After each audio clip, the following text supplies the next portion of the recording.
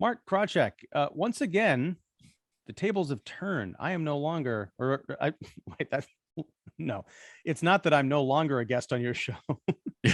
I am a weekly guest on your podcast, The Spoiler Room, but no, you are coming to the Kicking the Seat podcast. This is very Yeah. exciting, and it's a special occasion for the 70th anniversary of Singing in the Rain, which just came out from Warner Brothers on 4K Ultra HD Blu-ray whatever stuff. Um, Multiple, yeah, all kinds. yes, and digital copy and all the best stuff, all the Yes. rest.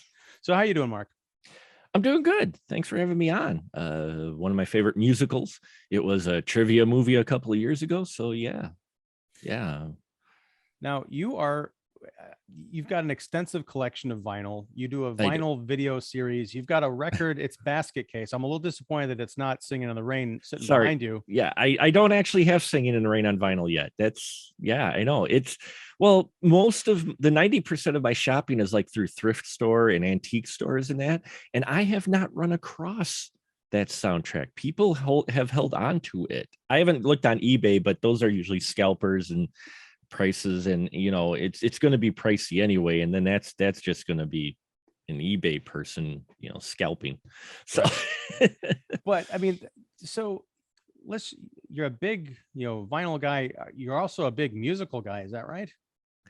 secretly, my secret is out. Yeah, no, I do enjoy quite a number of musicals. Yeah, and not every musical, but I do. Yeah, I watch them if I get, if it's on or something. I hear something about it or good, I'll watch them. Especially some of the more classic musicals, but the modern musicals. Ever since Moulin Rouge, I've gone to pretty much every single one in the theater to see. So Now, is this like a lifelong thing, or did they have to grow on you, or what? How did you come up with? Well, because I was not a musical guy until there's a story connected with Singing in the Rain, but I want to hear your story. I eased into it. As you grow up, your tastes change and evolve. I did enjoy a few musicals when I was a kid, not many. 1776 I really enjoyed, but my dad used to watch that every year. That was a great musical. And was it with James K Yankee Doodle Dandy? Mhm. I used to watch that as a kid every the fourth, but for the most part, musicals were just like, okay. But then as I got a little older and really got into soundtracks and that, I started catching more musicals in that. And so it kind of grew, and then it tapered off for a little bit. And then when I saw Moulin Rouge, in all honesty, it reignited that joy for musicals. And I went back and I started revisiting some, or I'd watch them whenever the wife would watch them, or I kind of actually sought them out again after Moulin Rouge. And I remember one of those things where you remember just how much you enjoy them. It's just that you have so much to watch, you sometimes forget the things you really enjoyed watching or reading, like comics or whatever. It's so yeah, that's kind of it's ebbed and flowed. But it's been ever since the resurgence of it in the past 2 decades now. Jesus. I've really discovered that love again for them. So Cool. Yeah, I need to go back and watch Moulin Rouge. I did not like Moulin Rouge when I first saw it, mhm. but that was because it was 2001 or Yeah, 2000 it was ish. Yeah. it was 2000, early 2000s, in the aughts. Yes. Yeah. We are so old.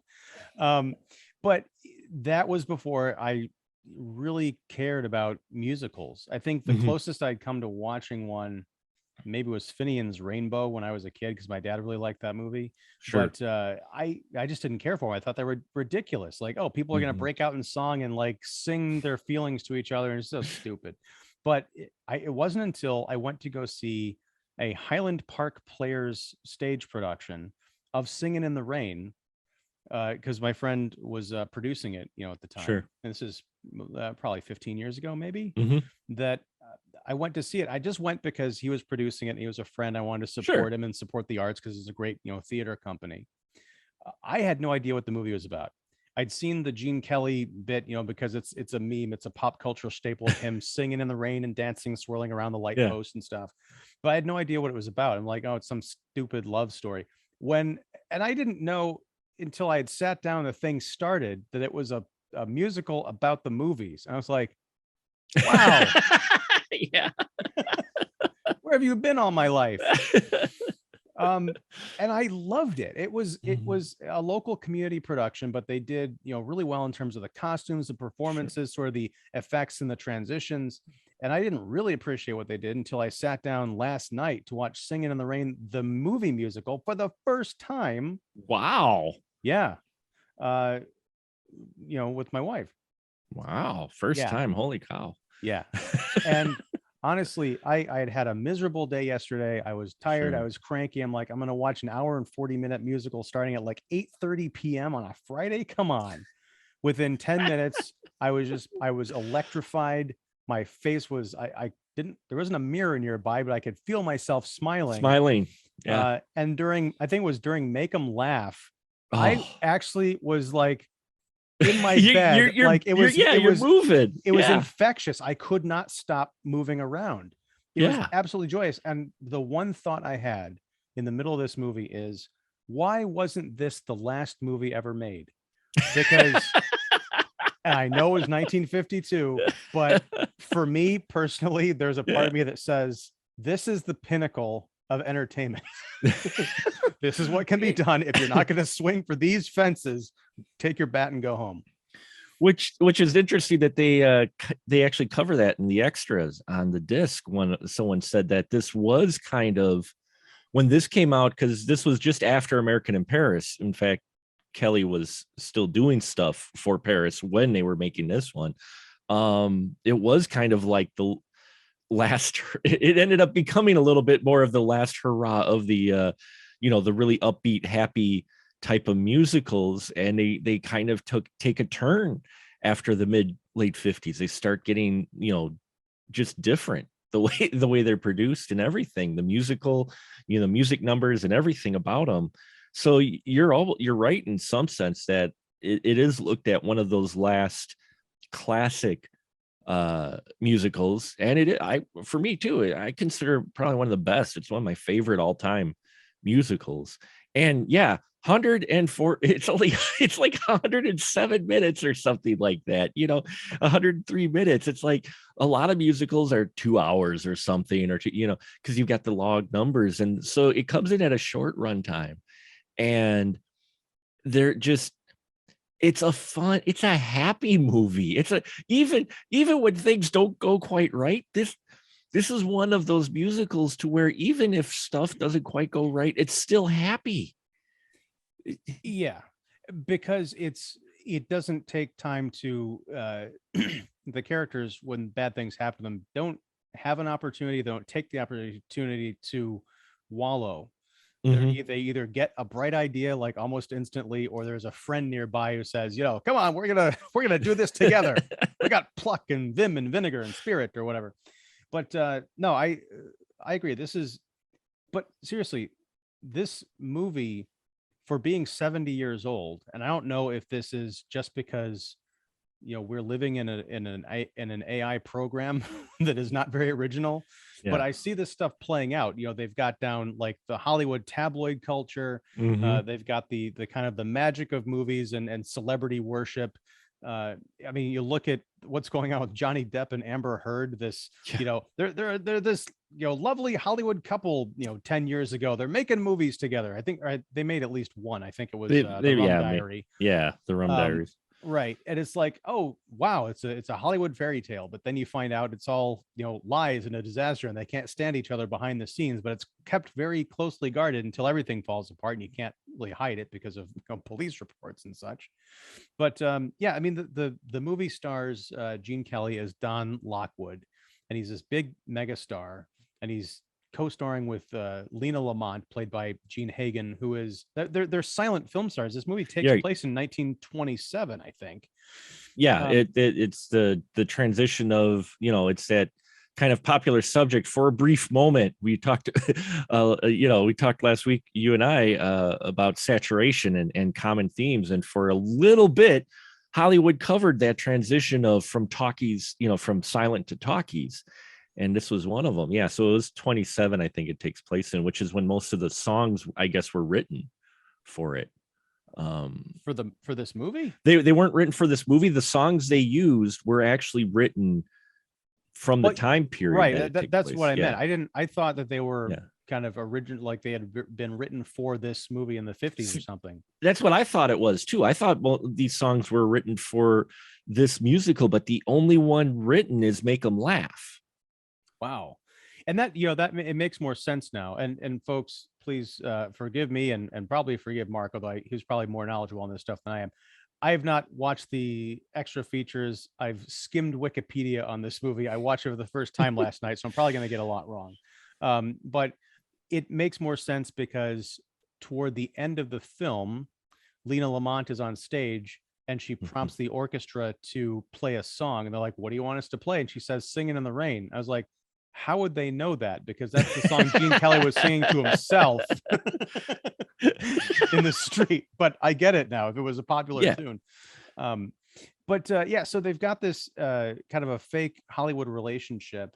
And it's great because the movie opens with a premiere of their latest film. And there's a celebrity, announcer there. They come over in these ridiculous outfits. I mean, Gene Kelly is wearing a completely white ensemble that looks like a cross between a trench coat and a bathrobe. I want that jacket, man. Ever since I first saw it, I'm like, I want that outfit, especially that jacket.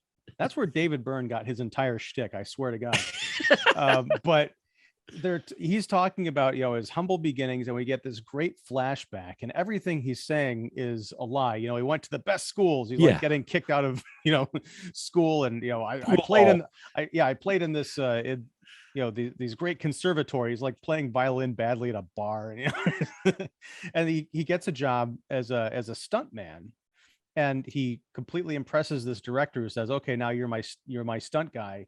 And so he goes and he throws himself into all these incredibly dangerous situations. Now, what amazed me and my wife, both of our jaws collapsed into our laps. There's a scene where there's some movie, I don't know what, it wasn't a Western, I don't think, because they were in a car, but they drive a car off of a cliff. Yeah. And you see the body fall off the cliff. I'm like, I don't think that's a dummy. I could be wrong. That was a stunt driver, not Gene Kelly, but it was a stunt driver. Yeah. Right. But we're watching this, like, we know that's not the star, but that is somebody. And oh my God, I hope they're okay.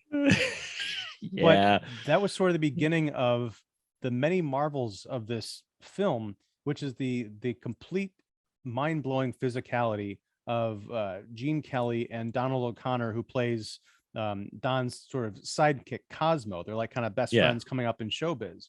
And also Debbie Reynolds is Kathy, who they meet later. The three of them, their physicality is amazing to watch. They look like special effects, and I don't know how they were not just like breaking bones and collapsing, especially during Make 'Em Laugh, which we'll get to.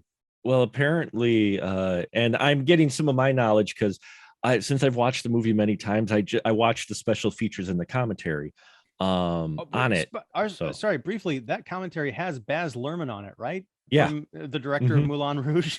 and Debbie Reynolds. It's because they recorded that, the late Debbie Reynolds. That's actually the extra that's on this Blu-ray is from the DVD they released back in 2012, I think it was. So that's why they have Baz on there. And like the documentary has a number of Glee folks on it, as well as the director of Chicago. Chicago they're talking about, and they talk about a few other films. So it's similar to the way they did The Green Mile, in that the features actually have been released before. They're just including them on here with the remastered, looks freaking beautiful Blu-ray, Technicolor. Holy wow. So it's bittersweet listening to some of the people on this that are no longer with us. They even have Dan O'Connor on there. He talks about Make 'Em Laugh. They've got Debbie Reynolds. They have a lot of people on there that talk about it. So yeah, it's interesting, but I guess they talked about Debbie Reynolds because Gene Kelly did have a reputation a bit when it came to the choreography, that he was a stickler. It was because we talked about Xanadu, right? Yep. on Spoiler Room, right. And I think it was around that, because that's one of my wife's favorite movies. We don't We don't talk much about Xanadu. We We watch don't it every talk once in a about while. Xanadu. No, no, no. Oh my! Now you're bringing up Encanto. Come on, Mark. Do you want me to shut this down? No, But no, no, no. um, but no. I think in my research on Mhm. that movie, I found out that he was kind of a jerk, especially when it came to being a perfectionist, which I guess I understand, but it's also unfortunate, especially because he's all like Mr. Smiles and positivity, and you want to believe in him, but you're like, God, what a price. Well, in the in the extras, they mention it. They're like they kind of skirt around. They're very nice, but they do skirt around that. Was challenging. Usually, though, it was during the musical numbers that he choreographed. They said to where he was really, sometimes difficult. And a stickler. Otherwise, he was fine. He was always in the project, though. They said it was never, even in his dance routines, never about showing him specifically off. He was always creating stuff that would be comfortable for his stars. And Debbie Reynolds really hadn't done anything like this before. And they used the quote a number of times, apparently said she's strong as an ox because she was a gymnast. So I guess her feet were bleeding, and sometimes, and apparently she was going home, according to Sid Charisse, almost every night crying at first, because she's only like 18 in this. 18, yeah, Really? she's like 18 and 19 years old in this. Yeah, don't think about the age difference. Just don't think Well, too hard. it's not so But much that, it's just that I don't know if it was something about, I was going to say older women, but women of that era, they're 18, they look like they're not in a bad way, but they look like they're in their late 20s because I yeah, and didn't well, it's know. the way she carried herself as well in the film. She doesn't carry herself like 18-year-old, but I guess she was 18 or 19 in that film. So, and this is one of her, her first big lead. And so she's with Gene Kelly, and apparently they rehearsed for months, and it was grueling for her, but it was one of those two. It's kind of like when you hear stories about Jim Cameron and how people say that Jim Cameron really was a difficult director. And you talk to actors, and actors go, yeah, I hear he was a horrible, just a difficult director. I hope to work with him one day. And you're like, what? Because, and I got this impression from Gene Kelly, from the extras and the people they talked to. It's one of those where he was driven and a perfectionist, and he pushed people to be good because he could see what they could do, and he would tailor routines and stuff that would be their strengths. So he helped them be really good, even if it was grueling behind the scenes. When the cameras rolled, they look on camera and they're like, holy wow. He'd get wonderful performances out of them. And I guess I understand that and I appreciate it. I guess it just depends on it. And I wasn't there, but what that kind of hard driving discipline Right. looks like. Mm-hmm. If you're abusive and you're screaming at people, there's no need for that. But if you're, like, we're gonna do it again, we're gonna do it again, we're Mm-hmm. gonna do it again, do it like this. I guess there's then, I'm not any of these people. I'm not in a 70-year-old beloved musical, but No. it's hard when you look at something, a film that brings so much joy, and then you hear that behind the scenes it wasn't so pleasant. It just kind of, leaves a sour taste in my mouth. Yeah, and that's what's always interesting is you hear another story. They're like, yeah, it wasn't really, it was a rough time or whatnot, but I loved doing it. You hear them say, because of, like you said, what comes across on screen. Gene Kelly had his own style, and there's always Fred Astaire, and they always refer to Gene Kelly as kind of more of the blue collar dancer, versus Fred Astaire, who was always the tops and tails type of guy, which he was. So it's always interesting to see those two, and they're definitely different styles. You get a ballet scene in here similar to what you got at the end of American in Paris, which apparently they threw in a little bit later. And so it said, yeah, what's that got to do with the dueling cavalier, the singing cavalier? I don't know. We don't care. You just get this wonderful extended ballet sequence in there. Well, it's also it's amazing because we talk about this all the time, how, and I don't mean to get on my old man screaming at the sky soapbox in my yard telling kids to get off of my lawn. That was a horrible mixed metaphor, but Wow. we talk about, kids today, Yeah. they don't want to watch anything that is older than they are. Mm-hmm. If it's black and white or if it's a 50s musical, it's going to be boring and or problematic. but and probably dull and unimaginative. That sequence towards the end that involves that ballet and also that crazy trippy painted set that looks like a backdrop, but also like there's people walking into the backdrop, so it looks physically impossible. That's all because they're trying to figure out these kind of interstitials to make this, to piece this movie together, this idea to save this doomed film. And they're pitching to the studio executive like, what if we opened with this Broadway show? This guy's coming to Broadway. And then Gene Kelly kind of imagines it, and we get to see this 10 or 15-minute sequence or whatever. And then we come back out of it, and he's like, so what do you think? And the guy's like, I don't see it. Yeah. But it's just, it's the kind of weirdness and creativity and imagination that you don't expect to see in a film from 1952 necessarily. And maybe I just need to watch more films from the 50s. We also don't see it as, you know, being part of this giant big studio production, because it's almost not mainstream.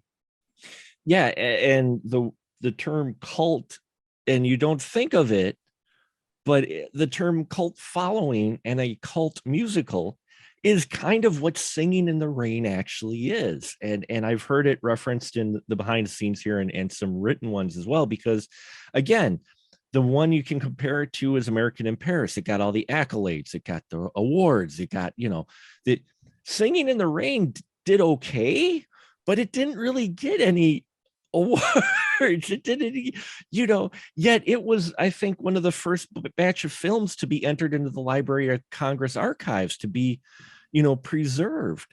And it grabbed what people would call a cult following, because even though when it came out, it didn't take off like everybody expected to, it has legs under it to where, yeah, they're releasing a 70th anniversary edition of it, you know, on Blu-ray, and it's still just as fun as the first time I watched it. Yeah, it's strange because it's kind of like It's a Wonderful Life. Mm-hmm. You know, people look at that like, oh, this movie's been around forever and everybody's always loved it. No, it flopped on release. It did. And with the case of Singing in the Rain, if Wikipedia is to be believed, because I gleaned two bits of information from Wikipedia. One is that according to them, and they would never be incorrect by anything, but it wasn't until decades later the critical response, like a critical reevaluation of Singing in the Rain, brought people's attention back to it, got, you know, got more eyes on it. And now, as you mentioned, it's on like all these top movies of all time, top musicals of all time. So yes, folks, critics do matter, or at least in case of 70-year-old musicals. But the other fact I picked up again from Wikipedia was that the profit from Singing in the Rain, the initial release, was $666,000. Yeah, I heard about that as well. You know, and even for back then, for as big as the production was, that was considered right, you know, release for what it was involved in. But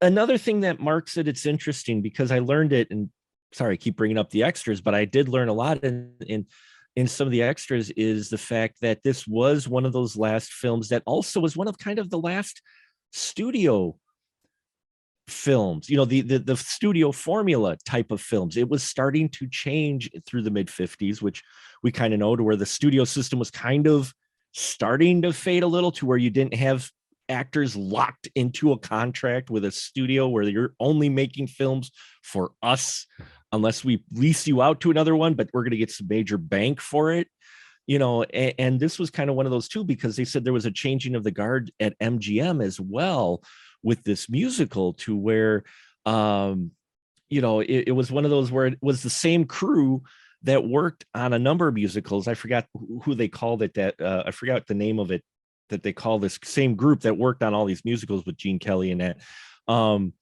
And so they kind of just were doing their own thing, apparently, with when they were making this musical, and nobody was really too focused on what they were. It wasn't like in huge in spotlight or on a lot of people's radar, apparently, when they were making this. because they were having a change in the guard. Studio system was starting to fall apart because more people wanted to go work elsewhere rather than be locked into films, you know. That's crazy to me, the idea that this movie could be something that could go under someone's radar, because I was thinking about this, just the amount of money they had to have spent on costumes. I mean, there are like fake or imaginary musical numbers that show up as part of montages where Yeah. it's like, oh, we're going to show this entire production for 10 seconds in a montage of like 6, flashback musical numbers that all last the same amount of time. But yet you've got the camera movements, you've got the choreography, you've got the music and the costuming and the sets. I'm like, this is insane to me. Yeah, it is. It's interesting, but that's what they were talking about on it, is that it was, it was already greenlit by a person who was in charge of green lighting a lot of musicals, and then they left MGM, but it was already greenlit before it was empty. Because in fact, I think one of the people they interviewed said, yeah, probably if that new person moved into place, this would have probably not gotten green. It's one of those things where the new change of the guard come in, but it already had the stamp. They already were invested, had the money aside. So yeah, that studio system thing is fascinating. I interviewed Michael Dante last year, who's he was sort of a player from back in that generation. I think he got in towards the end of that, but he would talk about how he got under contract at one of the studios, and in between films they'd be like, yeah, just go learn how to ride a horse or go take fencing lessons or something, because there may be a part coming up. So you kind of got paid. It was part of this being under contract. It wasn't just while you were making movies. You're kind of set up and being paid to be an actor who could be plugged in kind of anywhere and be equipped to do anything. It was pretty fascinating. But at the same time, they were also the pawn of the studio, in which case the studio said something, you jumped. It was like you didn't really have a choice. It's not like, really, they're like, no, I don't care if you do have a kid's birthday, you're going on this press tour and you're leaving tonight. Yeah. But there is a flip side to that. I mean, because he would have, and we'll get back to Singing in the Rain in a second, but he would, there would be these mandates from the studio, like, we need you to do this publicity shoot for this, teen magazine or something. And they're like, well, what do they want me to do? Like, they don't know. So it's like, well, but he would like, oh, in one specific instance, he said, well, I just moved into this house. I need to paint my house. So let me have a bunch of my actor friends come over. I think Burt Reynolds was part of that, or it was either that or the beach thing. But it's like they would just have the photographer come over and take pictures of them, like celebrities painting this house. Like au naturel, not naked, but no. That would have really shook some trees, but no, literally. No. So I got through like a quarter of the synopsis of this movie before we got diverted, but that's okay because that's what we do, Mark. But no, so there's this Hollywood kind of power couple. Everything's a disaster behind the scenes. They've got a new movie coming out. After the premiere, Don Lockwood gets mobbed by a bunch of like teens in the street. He runs on top of a cable car, and then he leaps from a cable car into a car that's in motion, driven by Debbie Reynolds. Once again, this is not CGI. I mean, I imagine it's on like a sound lot, so it's kind of controlled and everything, but it's all fluid motion. There's so many just sustained shots in this film. I mean, there is some editing, of course, but what you get in these single shots is still unbelievable. So he jumps into this car. He's talking to this girl, and she's like, "Oh, I'm a stage actress," and he's like, "Oh, I'm in the pictures or whatever," and she's like, "Oh, that's not real acting." And so they kind of bicker, and then they never see each other again until he shows up at a party, an industry party, and she jumps out of a cake, and she's all furious at him. She throws a pie. He ducks out of the way. It hits Lena, the big co-star, and that causes all sorts of problems. So later, the studio executive, was it at that same party that he introduced the talking demo? Okay. Yeah. He puts a giant screen comes down. He starts a movie with this guy who walks from a table, gets right up close to the camera. Worst gums I think I've ever seen on a person up close. And he starts talking in this like kind of perfect diction. And everybody at the party is kind of like, okay, where's the joke? there's someone behind the screen like talking, because it's impossible to sync up sound with film. Yeah. with film. So the big studio executive RF is like, no, this is the new thing. Warner Brothers is coming out with this movie called The Jazz Singer. It's probably a fad. Jazz Singer comes out, blows everything out of the water. All of a sudden, the talk of Tinseltown is the talkies. And so this studio head says, okay, we need to get Lockwood and Lena, what was her Lena, last- yeah. Lena Lamont, Lockwood and Lamont, into a talking picture. The problem is Lena has the most grating, annoying voice and terrible personality I may have seen in any movie ever. It's beautiful. It's beautiful. And what's funny is who was playing her? I forgot offhand. Jean Hagen. Jean Hagen was a known actress at that time. I mean, she was a known name at that time. She had done a number of musicals. It was like she's got the most grating voice. She just plays it up so well. Just what you needed with this character too. Well, because I think they kind of, it's sort of a reveal, because you notice in all the publicity stuff, it's always Don Lockwood talking, and you kind of get this feeling that it's kind of overt, like male chauvinist movie star, like kind of butting in to take all the spotlight. But you realize it's a strategy, because there's silent movies, so no one actually knows what she sounds like. Yeah. And it's probably for the best, because she needs to retain her fan base. But when these talkies come out, they do was it the Dueling Cavalier, and sort of this period drama starring the two of them, and it's got to be a talkie, so they're wiring her for sound. It's a disaster. They figure everybody's career is over until Debbie Reynolds' character Kathy shows up, and there's this bright idea of like, well, we'll have her sing Lena's parts, and we won't tell Lena, because Lena hates Kathy. So already you see them talking about talkies and talking about doing ADR already. Look at it. It's like you watch this again, and I'm just picking up. I'm like, oh, look, they're talking about ADR. Oh, they're talking about it's like. Well, it's kind of charming, because now everyone's got like, booms and lav mics and stuff. But back then, well, according to the reality of this picture, they're taking a giant microphone and trying to hide it in a bush. But, whenever she delivers her dialogue, her head's moving from here to here. So it's picking up like every other word. So like, okay, we'll put it in your bustier. Oh, that's not good enough. We'll put it in this like giant flowery lapel thing. And still that's not working. And then, of course, the opening night comes, the preview. It's not exactly a premiere; it's the preview to see what people are going to make of it. And the sound is terrible. She sounds horrendous. The sound gets out of sync, and so there's like this crazy delay, and then the sound like kind of eats itself. So she's like, "Oh my goodness!" Oh, it's like it reminded me of Ed Wood. Yeah, it did.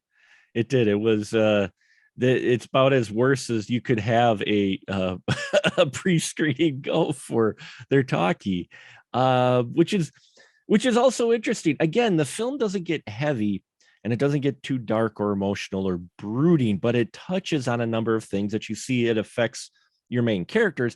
We just don't stay on it that long. Like, it is addressing the idea that did happen during the transition of silent to talkies. Some actors made the great transition.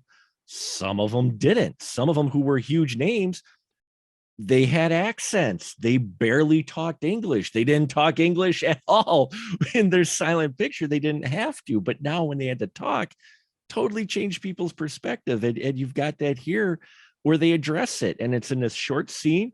They address the topic and they move on. Lamont, Lockwood, he's like holding his face up. He's trying to hide, and they're saying this is the worst Lamont Lockwood film ever made. And they're like, oh, bad. And then that's where the three of them get together, Debbie Reynolds and, the two guys, they get together, and that's where you get Good Morning, which I still quote that song every so often. But it's just, it's this idea that sort of the innovation, kind of the all hope is lost until it's not. And if you've got, it's a cheesy kind of a trite sentiment, but it's also true. If you've got, a strong enough support system and you're creative and you believe in each other, you can find your way out of just about anything. And they do. They come up Yeah. with this wacky idea to not only have her sing the parts, but to make the movie contemporary. So it's not Mhm. just this, period drama. It's kind of a ridiculous comedic premise. They're going to make it about a modern Broadway performer who gets hit on the head with a sandbag, and all of a sudden he thinks he's back in A Tale of Two Cities or whatever the hell it Yeah. is. But it's still fun, and they pull it off, and everyone's dreams come true. Yeah, it even has a happy ending. Except for Lena Lamont. Except for Lena. Lena doesn't exactly have a happy ending. No, you do feel bad for her. You realize later on at the end of the film just how cruel our characters were kind of to her in public. But it's interesting because I was actually thinking about that too, especially the idea of, could I recommend this to someone who's 20 years old? Mm-hmm. Especially someone who's been brought up in the era of Me Too and, inequities between the sexes and all of this stuff, that's in the culture. And that the alarm started going off in that scene where, okay, they have the premiere of the new movie, right? Right. And then everyone kind of comes out on stage, and then Lena decides she wants to go out and say a few words because the guys are kind of getting some ideas about the contract. I got to rewind a bit. She gets the idea that to go to the press and say that she's going to be doing a whole bunch of, more Movies, musicals, right? Because she was Mhm. such a smashing success. But she's going to have Kathy do the vocals kind Right. of behind the scenes. So Kathy's never going to have a career because she's gonna be the vocal silent partner. Right. She's not going to get credited either. Right. And Kathy's locked into a contract with the studio. Lena's got tremendous pull at the studio. She's got the exec wrapped around her finger. So she's kind of screwing everybody because they screwed her because she's nasty. It's like this giant, like never ending circle of vileness. Hollywood. No, just kidding. No, probably not far off. But she decides to go out and, address the audience, and everyone hears her squeaky, terrible, poorly dictioned voice. Then she decides to sing. She sings Singing in the Rain. Don and Cosmo get this idea, and they conspire with the studio exec to lift the curtain separating Kathy, who's singing for real, behind the curtain, and Lena in the front, to expose the entire fraud, thus sink Lena's star power immediately to kind of like make her the poison pill or whatever. In that moment, I thought, yeah, here's these three powerful guys conspiring gleefully to humiliate this woman. And it did kind of rub me the wrong way until I'm like, well, it shouldn't though, because she was exhibiting the same like nasty, underhanded, manipulative behaviors that a male character could have in that situation, and probably has in other movies. So I'm like, if I do have, fairness on my mind, I have to say, well, she got what she deserved. No, she did. She did. I think it's just the fact that you have the three guys pulling the curtain up that, for our, our 2022 mentality, we're like, oh, that's great. But, at the same time, you're like, well, she kind of, she was horrible to Kathy. She, not realizing what Kathy was actually doing for her, not appreciating, I should say. She knew what she was doing. She's not appreciating it. Had the privilege thing going on. So yeah, at first that was like the only scene too. But yeah, I had thought about it. I'm like, well, no, she was pretty much a dick. She to Kathy and using her privilege and star power to pull a lot of things, spend money and just do all these wild kind of diva things. So yeah, she, could they have got about it a better way? Sure. But then, it was just the way it played out. They, the ultimate, like, get the idea across that, yeah, she's done. She's done, which she might not either, though. It's one of those things with that. She still had the name. She probably still had fans afterwards, but, Sure. and then what I find interesting too is you think about it for a moment, you go, oh, well, they come up with this idea for Kathy being the voice, and Lockwood I'm like, actually, Lockwood says no, he didn't want to do it, and Kathy volunteered for the good of the picture, which I thought was an interesting little twist, is the way they played it, because here, they're like, hey, this is great, and he's like, no, because he knew, being the veteran actor, he knew, you're not going to get credit for this. He's like, you're not doing this. We can't tell you what you, and yet she still wanted to do it for him. I mean, it's still 50s mentality, folks. So, but she was doing it because it was his career as well in this film. And if Lena goes down, Lockwood's going to go down as well, in a horrible musical. Well, I mean, you say the 50s mentality thing, and I understand where you're getting at, but yeah, it's not just the woman kind of sacrificing for the guy's career, because as you mentioned, he was willing to, to tank things for the love of Kathy. So, and on top of that, people sacrifice in relationships. Mm-hmm. I understand the cliche of like, the guy's the breadwinner and the little lady back at home and's got to, support and everything. And there is, there are problems with that, but in strong relationships, there is devotion and sacrifice. And sometimes that involves a man and woman, strangely enough.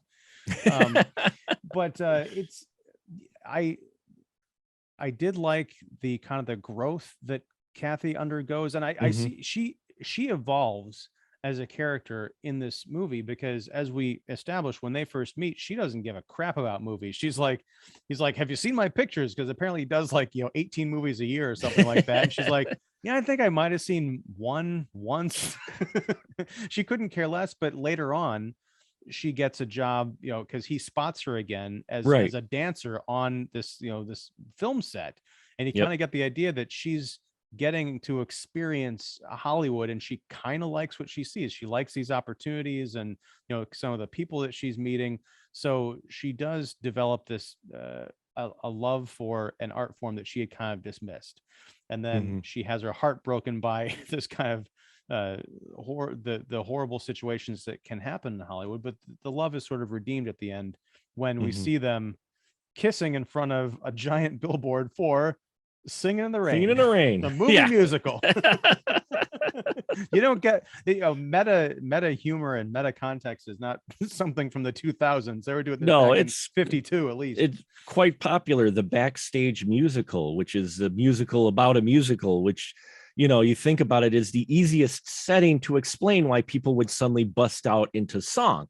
So that's why there are a lot of these. Moulin Rouge was still like that. It was the Backstage Musical, where they're putting on a musical. So it makes sense these people are singing it, and that's been around for ages, where they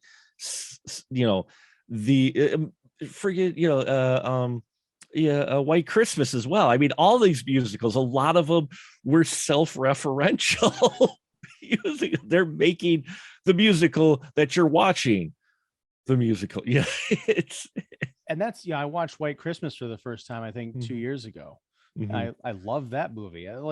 Again, that's one of the nice things about getting older and not having watched a lot of these kind of seminal movies when I was younger. Is I feel like I'm in an age where I can really appreciate them the first time. I feel like if I'd watched this when I was 12 or something, I'd be like, oh, I don't want to watch that movie again. It's stupid. But one thing I thought about as well watching this movie, because of the theme of, as you mentioned, a very popular theme of the silent to the talkie era. Did you see The Artist back in 2011? The Artist? Yeah. No, I did not. That was the silent one they did, right? Yeah. That was about the same. It wasn't a musical, but it was about a silent film star making the transition to talking pictures. Right. And I loved that movie. It's gotten a lot of backlash because it was artsy and black and white and, kind of, I guess, self-indulgent, but I thought it was a really kind of beautiful, art piece. So yeah, I would recommend checking that movie out. I do. We kind of skipped past it, but I did mention it. Was Make 'Em Laugh.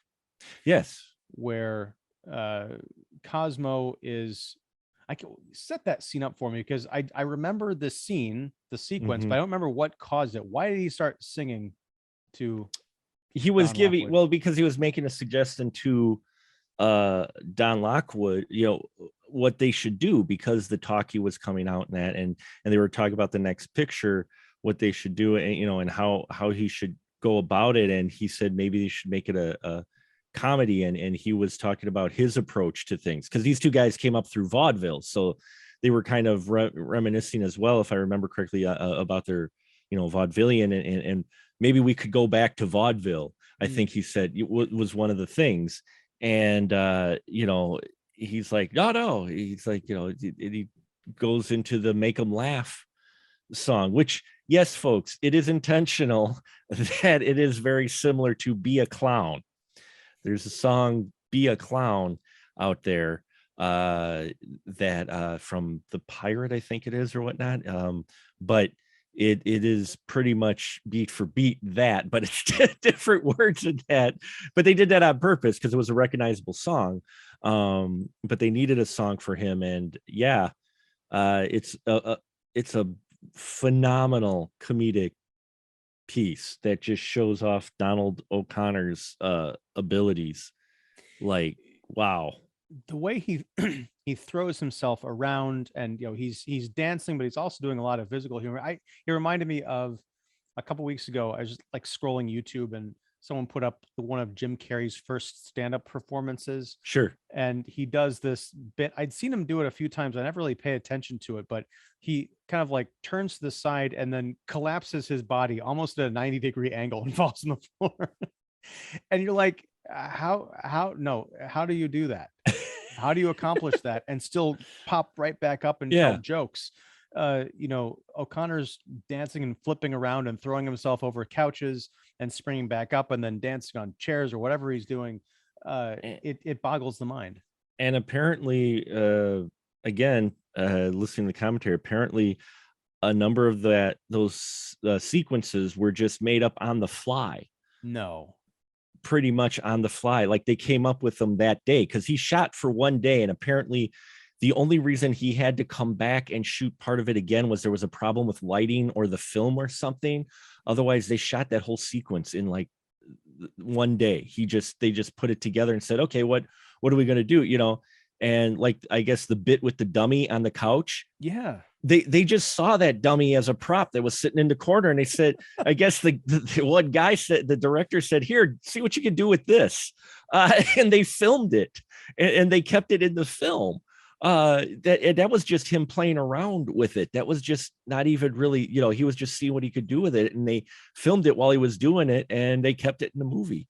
And apparently he had never done the flip before either. That was the first time he's actually done the wall flip. He did it twice. Yeah, I still can't quite fathom that double running up the wall and flipping. Yeah, it's a wonderful, fun sequence that it fits the movie too. That's the one thing that, if you want a masterclass in how to have a film flow like water, like transition from one to the other, I mean, this movie just moves. It is just constantly, even in slower part, it is constantly moving. It's flowing from one scene to the other that felt natural. None of it felt like, well, it's got a strange, almost a bait and switch quality to it, because there's not a whole lot of music in the first two acts compared to Act 3, when it's like almost all music all the time. And I'd forgotten parts of the stage production, so I was like, is this one of those movies where it's a musical but only because they're making a musical, and the only time you really hear music is when they're doing the musical sequences? And La La Land. Sorry. No, that's fair point. Listen, I know we're not going to relitigate La La Land. I know. The best film of that year. I know. But it's not. I mean, there's a little bit of that in the earlier part of the film, but then the characters are singing to each other, they're singing to themselves, and then we get these full-on musical numbers. It almost became a bit too much for me, and that might be because it was like 10 o'clock at night by the time I got to Act 3. I'm like, oh God, wait, 15 minutes, that's how long we're going to be doing this same number or whatever it is. But it's all great. I know I can go back and rewatch this. I want to go back and rewatch this because the film made me so happy. It made me happy in my soul. I'm It like, does. Hollywood has lost something. And I understand that grim and gritty and realistic and stuff is kind of the name of the game nowadays, but can we return to positive, upbeat, dare I say, inspirational, big budget filmmaking? You know, when it's not a biopic or something, you know, it's just a regular old, you know, I don't know if the your modern audience has maybe become too cynical, but for me, yeah, this is one of those just happy films. It's like you watch it at the end and you feel good. It puts you in a good mood. You can't help it because Gene Kelly's got his smile. Even like I said, when people are down, they're not. And if they are, it's not long before somebody either cracks a joke or moves on, or they fade out to another scene and they're already starting something fun. Apparently, there was supposed to be more one or two more musical numbers in the beginning, but they cut them. But a couple songs that ended up later on being sung a little bit. I forgot which one it was, but there was supposed to be a number to where Gene Kelly sings like in a robe or whatnot at home after he meets Catherine again. You mean in his trench coat? Yeah, in his trench coat. So there was supposed to be more, but I think they cut it with, you know, time in that. But yeah, it's hard to say. You know, you show a film like this, and some people might be a little cynical, or that's too cheesy or campy. I'm like, there's nothing wrong with a little bit of cheese or even a positive film if it's told well, and this one is told excellently. You know, I even bring it up. It's going to sound a weird transition, but stay with me. The horror movie, the World War II horror movie Overlord. Okay, I haven't seen it, but I've heard. Okay, of it, yeah. The horror movie Overlord. It's the closest thing we will ever get to an accurate Wolfenstein 3D movie, live action. Bar none, closest thing we're ever going to get to a live action. And it's got zombies and everything taking place during World War II. And the first act of it is mostly like a war picture. The middle chunk is all the zombies and mutants and all that fun stuff. But a little bit of spoiler, it actually ends on a happy note, which blew my mind. I did not expect it to end like that. And I loved it. And that's the problem though, is we're in an age now to where if you get a film that ends on a truly legitimately happy note, it's looked at as it's like that kind of weird, kind of like come on, man, life's not happy. I don't want to see this. This is make-believe fairy tale bullshit. But no, I get the kind of cheese angle too. It's a criticism I see of a lot of older films, and what I think the problem is, they weren't conceived to be cheesy. It's just that there was certain styles of acting as film has evolved from more theatrical, because you know film began its roots in theater, in stage, right, where people would have to project and be a little bit more theatrical to kind of play right to the back of the house, as they used to say.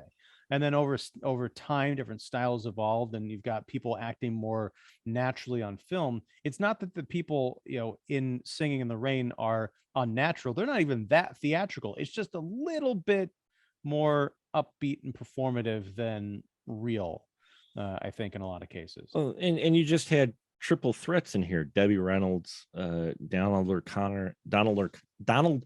O'Connor, excuse me, and Gene Kelly. They're the triple threats. They were actors, singers, and dancers.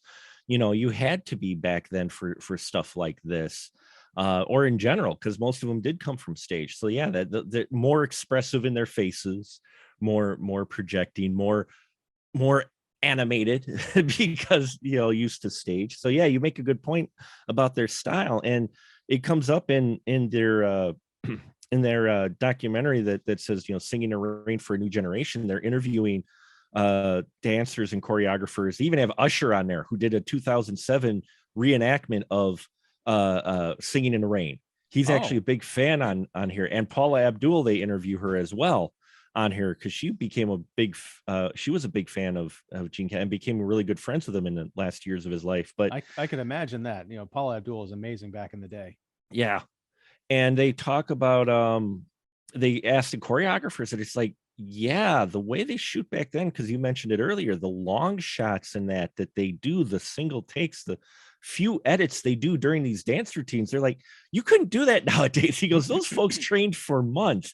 He's like, you'd have your talent winded nowadays too much trying to do that that. I mean, that routine, the where they're doing the dialect coach routine, where Donald O'Connor and Gene Kelly are just dancing they're just holy.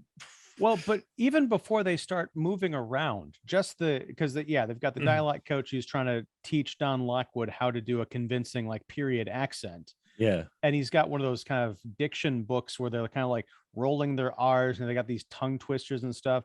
But they start off with a simple tongue twister and then a little more complicated one. And then O'Connor breaks in and he's playing off of Lockwood. And then the dialect coach, just the linguistic dancing alone, I couldn't figure out how do you do this without like 900 takes to get it right?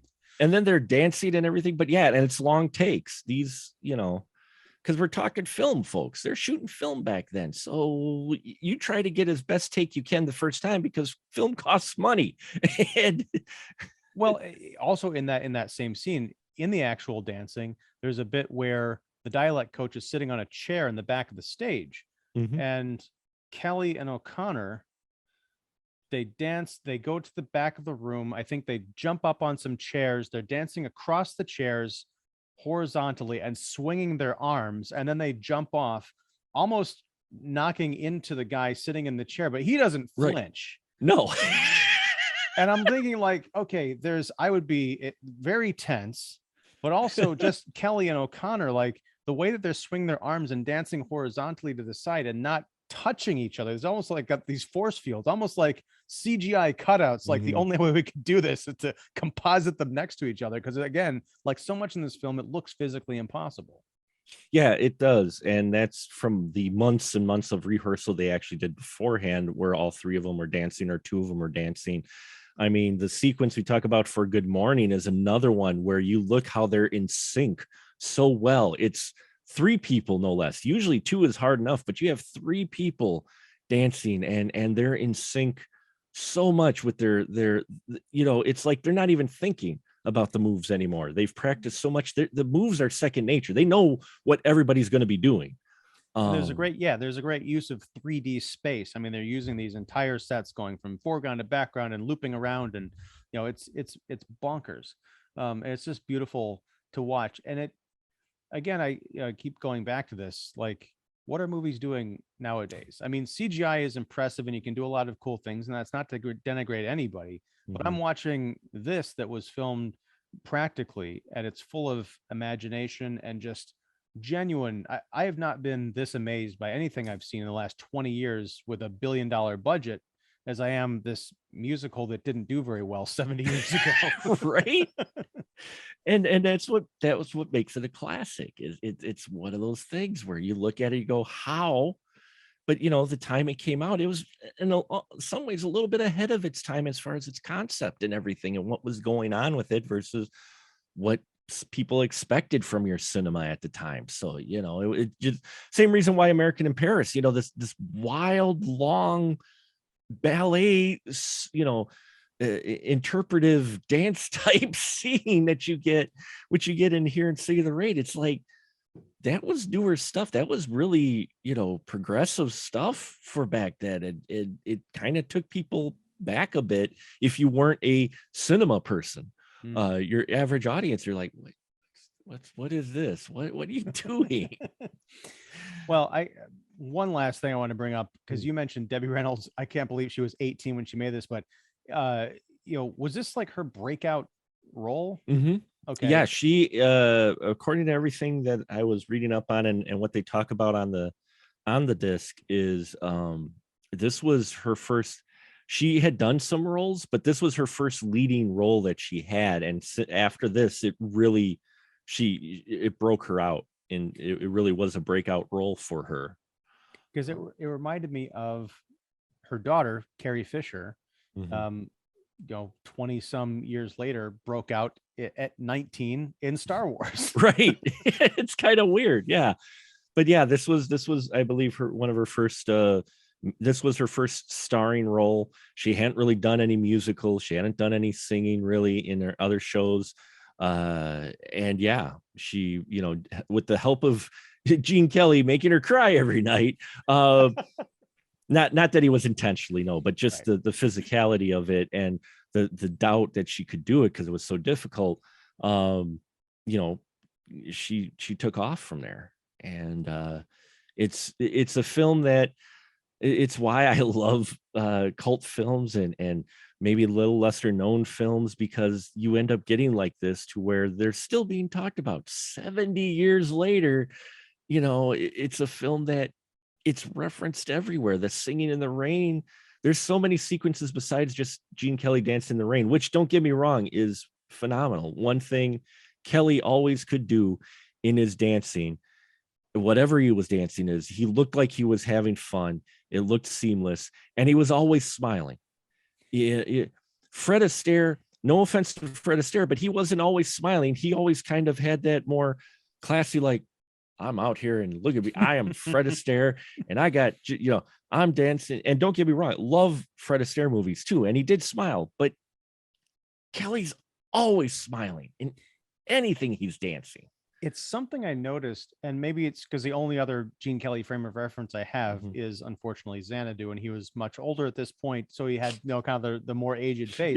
Yeah. But in this movie, this might just be the high def transfer or something, but he's got like a smile crease that almost looks like he's got a cut in his face, but Right? it's just realized that's just where his mouth arches up because he's smiling so damn much. He's always smiling. He's got his head tilted back a little bit. And in a lot of his dance scenes where he's dancing with someone, he's not always up front. I mean, he's got a style to him. There's a reason why people talk about him, and just a talent. And you don't get a lot of talents like that on screen, doing that. And it comes across, and it's infectious. It really is. His mood and everything, you're just like, and it's a guy, someone made a point on one of the documentaries. They're like, when they watched him, I think it was Usher, he was like, he was watching a guy doing this dancing, in a kind of masculine way, but still, here's a guy dancing, not like your normal dance. I mean, he's doing ballet type stuff and fluid stuff in film on screen. And it's like, wow, maybe not quite so masculine moves, but he's doing a full dance routine, which is usually, at least back then, for sure, equated to, more of a female role, or you would see, or something along that line. So that's very interesting, because I didn't really think about that until you brought it up just now. But there is a very masculine quality to the guys who are dancing in this movie. So if anyone were ever to come to me and say, "Oh, dancing's just for chicks," I mean, we don't live in the 1950s, so I don't think I wouldn't encounter something like that necessarily. But like, okay, go watch Singing in the Rain, and you tell me that Gene Kelly and Donald O'Connor are not the baddest motherfuckers you've ever seen, like, on a stage. Well, exactly that. Because I mean, you did have guys dancing in musicals. I'm not saying you didn't, but you look at the way they danced versus especially what Gene Kelly started putting to film, in the way a guy was dancing and the choreography stuff that he put in. That stuff was new back then. Usually the guys were waltzing and sidestepping and doing more traditional kind of ballroom type dancing. Even Fred Astaire, as wonderful, fantastic as he is, a lot of his style was more classical style, whereas, Gene Kelly's was more new avant-garde, new artistic approach to it. I mean, Donald O'Connor alone, I feel like if you got in a brawl with him, he would just turn his body into a human tornado, like a human Tasmanian devil, and just wipe the floor with you while smiling. They would be smiling. He was the discovery for me. What has he been in other? Have you seen him in other musicals? I'm trying to remember. I've seen him in other films. I can't recall offhand, but yeah, he was wonderful. Yeah, just so funny. There was a comedic talent. Yeah, well, there was the line when they rediscover Kathy, in that production, and Cosmo's like, Don is so happy. We're so happy we found you. Don's been looking in cakes, in every cake in town, or looking inside every cake cake in town. Just these little zippy asides. He's the classic, sidekick character, but he has, he's so funny. All right, well, do you have any closing thoughts on Singing in the Rain? It's a classic. I mean, even though folks maybe not want to double dip or whatnot, if you were thinking about it, get it. It looks beautiful. The whole Technicolor angle. It's got colors that pop. They really play to its strength. It's just a fun movie. It is a fun movie that isn't 2 hours long for a musical, which is unusual. And there's just so much fun to be had here, so much entertainment, and it doesn't get too heavy.